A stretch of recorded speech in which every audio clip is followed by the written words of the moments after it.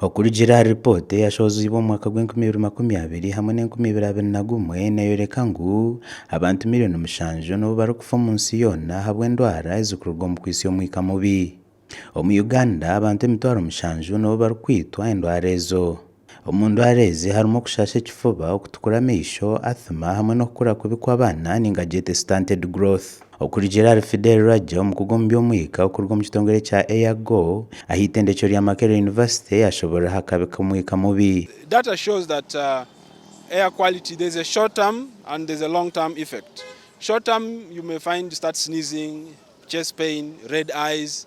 Long term cardiovascular issues comes up, asthmas, stunted growth and so on. So you see there's a wide range of environment of health effect. And also study has shown that over 7 million people die worldwide due to air pollution related problems. Yagira ngo kurigira habwo mubi no mwihanga uri kucebera obuyonjo bw'omwika niboreka ngo mbarara eriyo mukabika hango habwo kwisi y'omwoya mubi. The few devices that we had already showed that pollution is relatively high in Mbarara. So we are here to make sure that we add more sensors to understand the pollution of Mbarara city as a whole.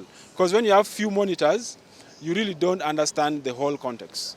Now, we are coming right now because we think this is the best time. This is a city. Okutandika ne Sunday yabe kitongole kya Eyago hamwe na Mbarara City batandika okuhanuka obwomo obw'okucebera omwoya ninga bwete air quality monitors omurembo rwa Mbarara kandi obwa hati basyo bwo mu 15 kandi Fidel yatugambira habwe nkibaburesire. We know that there's a linkage between air quality and our health. Now we want people to breathe clean air, and how do we do that? We first have to know the amount of pollution in the environment so that we can understand what to do to make sure the air is much more cleaner and healthier so that we can live a good life and a longer life. David Sancho nwagaba ari kureba obuhango mu rurembo rwa Mbarara yagira ngu Mbarara City nibija kureba ngu barwana sokosi akasasiro.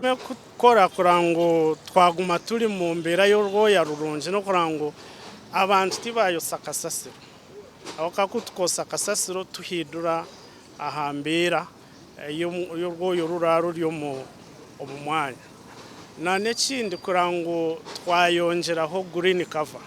Either tubyale bimuri, tubyale emiti. Yatugambire kikansera akuraseho bwanyuma y'obwomo obu okutandika kubahereza bikwate no moya ogwa Mbarara. Kuturatandike kubona information age twareba nuko urwoya ruri mu bicweka bitari bimwe na bimwe nituza kuba nitwatagana n'aba abine za factories abantu baburijo okurango twataho buryo bwo kurango twabyara nk'emiti twatunga entekateka z'abantu habwo mobo buri kucebera omwoya twabura abana n'abazire n'abandi community kugira ngo bongere oreto mwika murungi abo kubyara emiti mingi omyanya zitwiremo okorema kusya ebisharra kunza vinge bishare biri mamizi kandi nalobutosya za kasasu kusya umwanya gutwirira mu cengera okurango twagwerinda okosya bishaka okosya ebindi kurango batiyamba batera koma karatereza urwoya rwitu kurango twisyaje abantu barwara kubange mushiza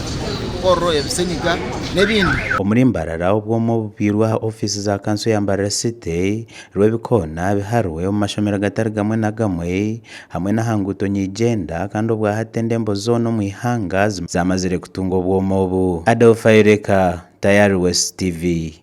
Agenshonga.